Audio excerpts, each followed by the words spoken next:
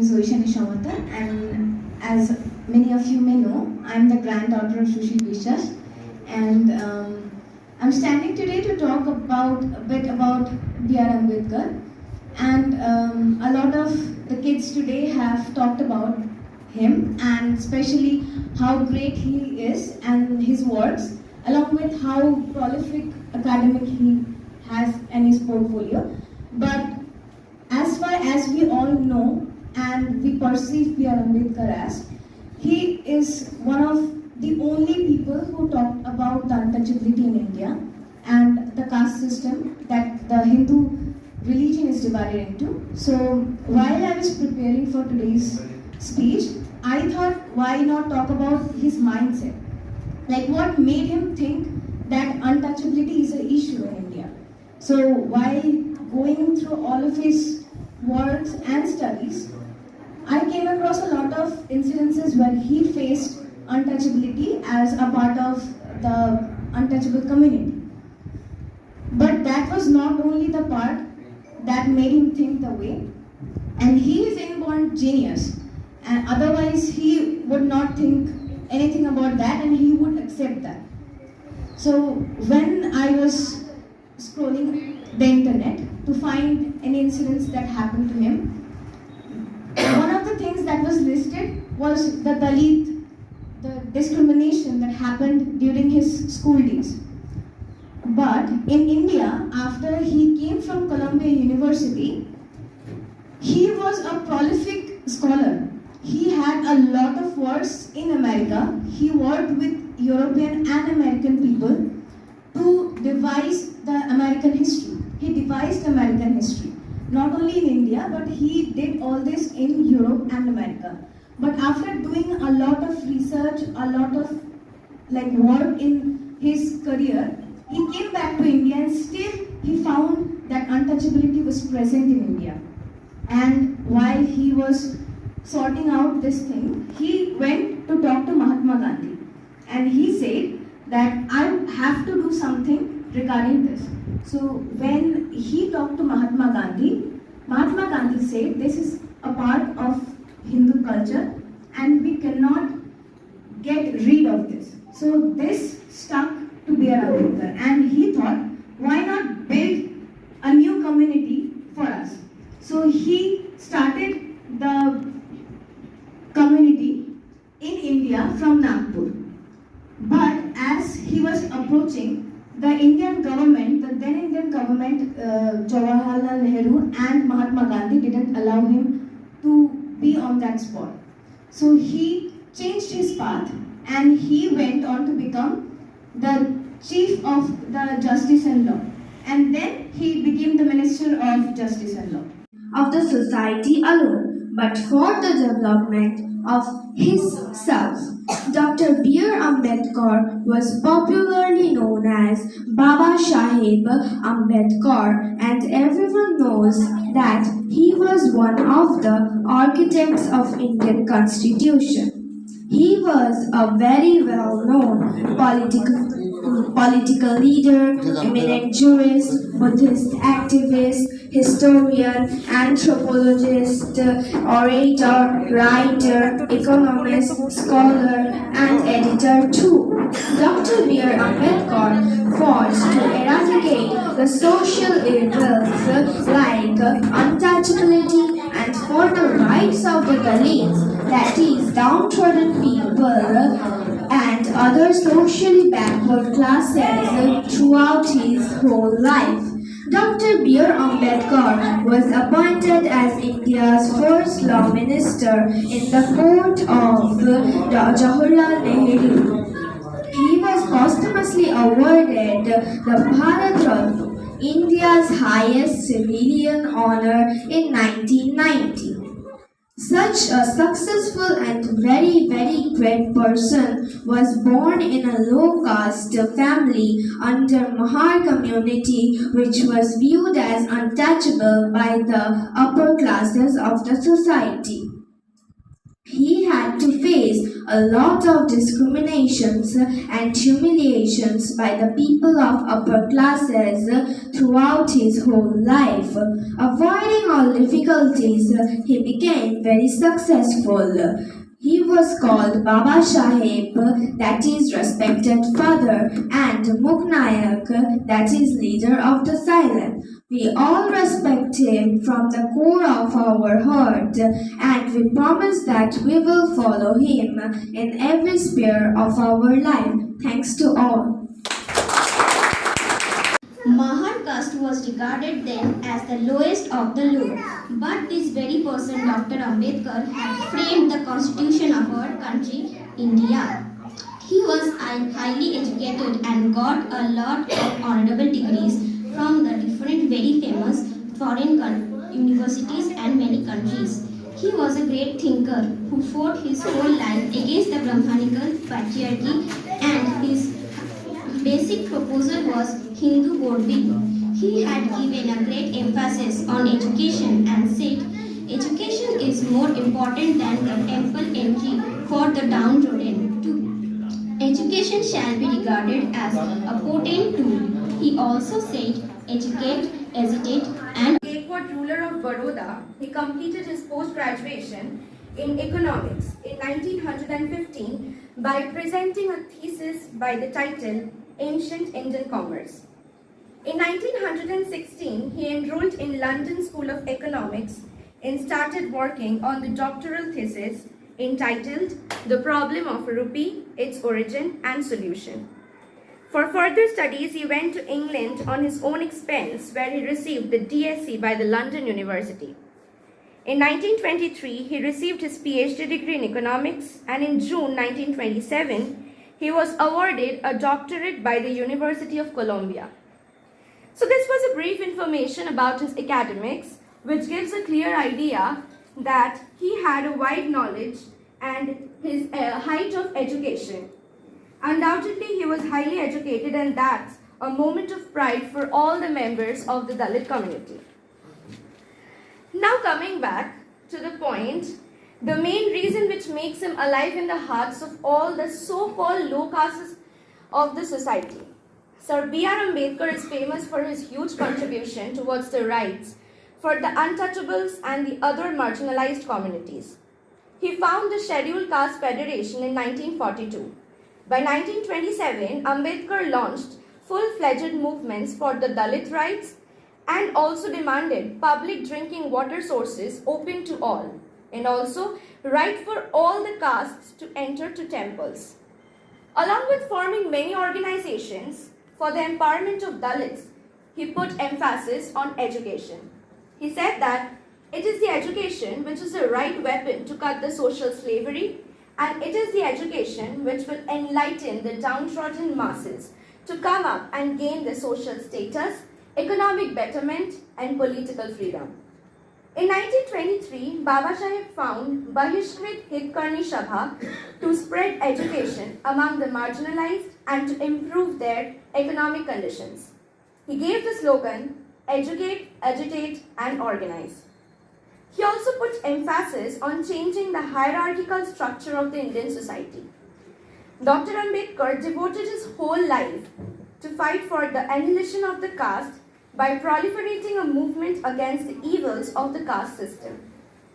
Being a Dalit himself, he made all his efforts to change the hierarchical structure of the Indian society and restoration of equal rights to the marginalized and abolition of untouchability. He stood for a complete reorganization and reconstruction of the Hindu. তুমি হাসছো, তুমি আমাদের দেখে হাসছো, তুমি আমাদের দেখে লজ্জায় হাসছো। সবাই মুছে ফেলেছে আমাদের ইন্দ্রজালের কথা। ছোটবেলা থেকে পেশন করে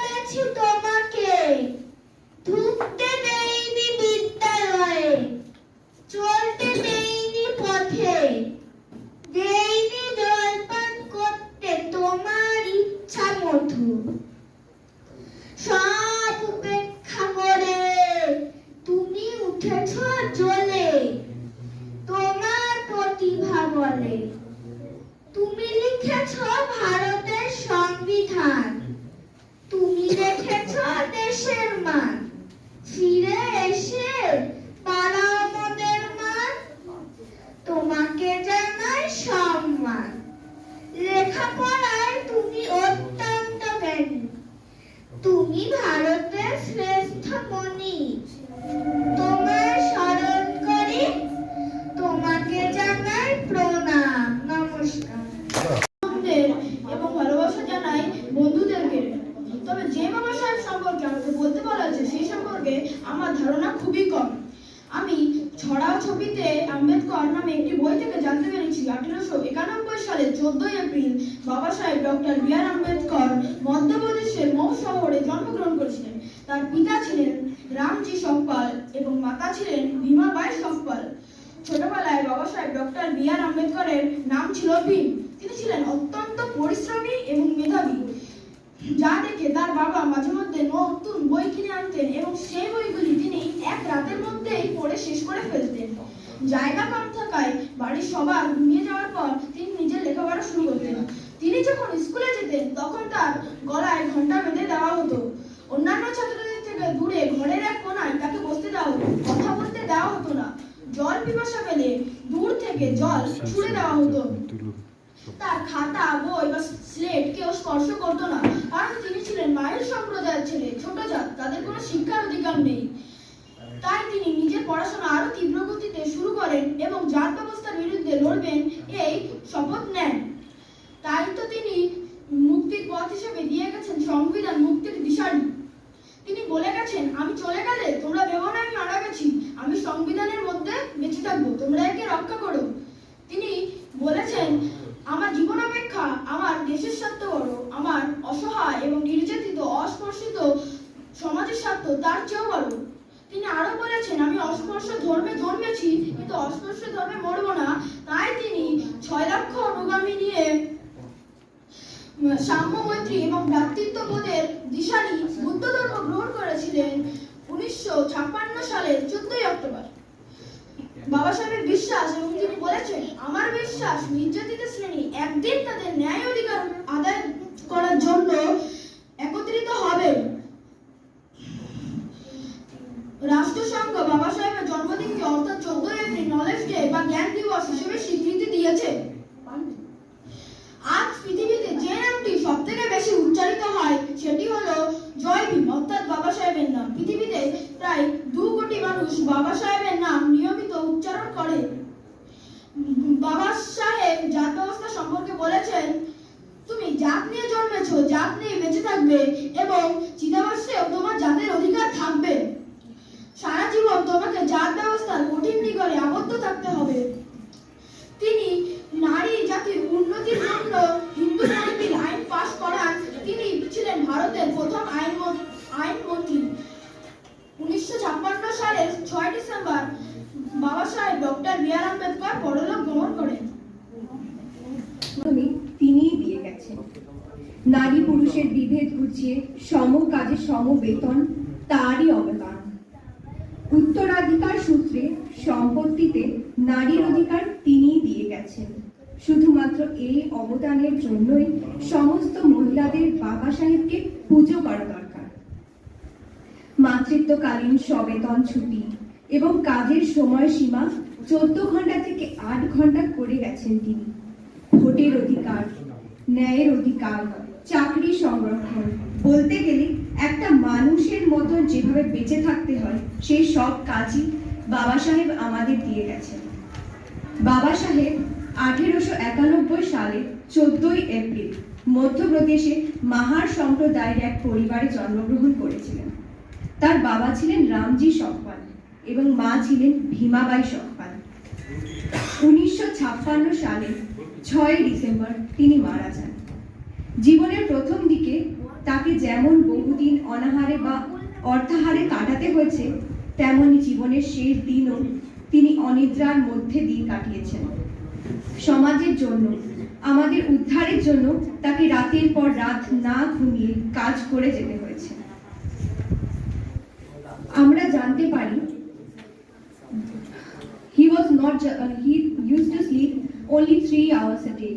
He used to go to bed at 2 a.m. and wake up at 5. The whole time he would be reading or attending meetings.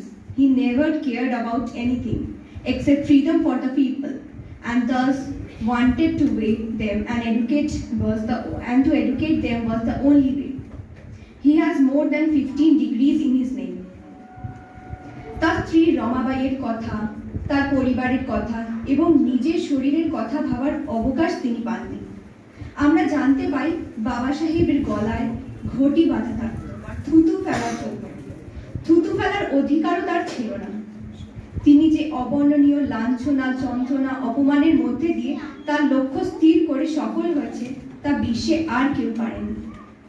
তিনি মাহার সম্প্রদায়ের মধ্যে প্রথম ব্যক্তি যিনি মাধ্যমিক পাশ করেছিলেন। 1907 সালে তিনি এলফিনস্টন হাই স্কুল থেকে মাধ্যমিক পাশ করেন। 1917 সালে তিনি কলম্বিয়া ইউনিভার্সিটি নিউ ইয়র্ক থেকে পিএইচডি ডিগ্রি লাভ করেন। এছাড়া তিনি doctor of science, barrister of law, তারপর এলএলডি, ডক্টর অফ লিটারেচার প্রভৃতি ডিগ্রি লাভ করেন।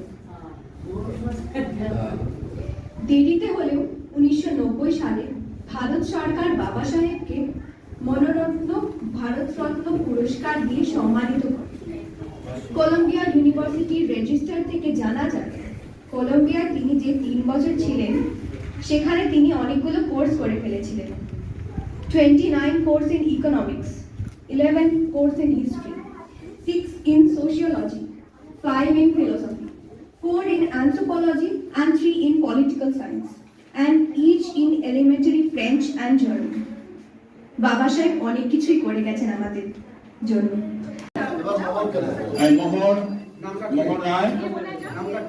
মোহন রায় পরে তুমি না, হ্যাঁ, অনেক বিশ্বাস, অনেক, আচ্ছা, অনেক বালা,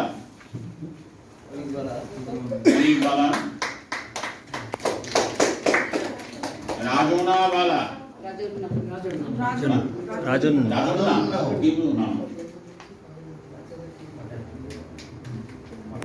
বৈশানী সমুদ্র ঐশানী কোথায়?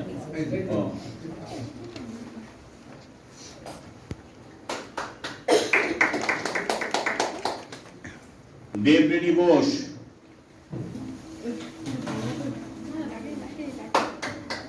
আবার হাততালি দেন। জ্যোতিষবান বিশ্বাস,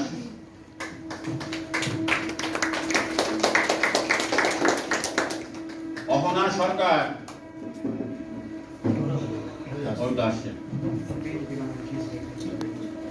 সৌম্যজিৎ হালদার, সুতনু সাহা, অনেক হালদার,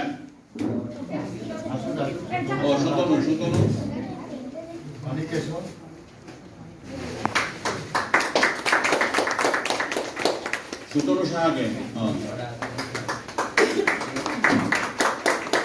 হিরণ মন্ডল,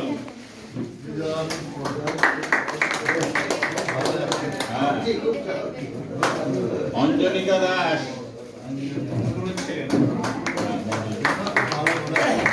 রাজশ্রী বিশ্বাস,